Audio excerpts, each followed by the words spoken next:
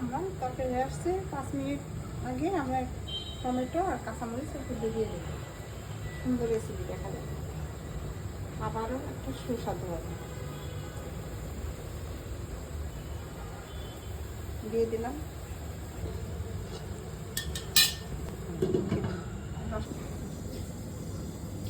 এবার আমাদের রান্না হয়ে গেছে।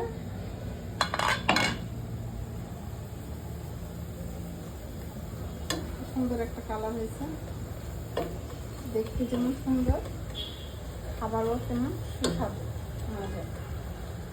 আপনারা চাইলে এমন করে রান্না করতে পারেন, রান্না করে পরিবেশন করবেন। আর ভালো লাগলে আমাদের একটা লাইক দিবেন।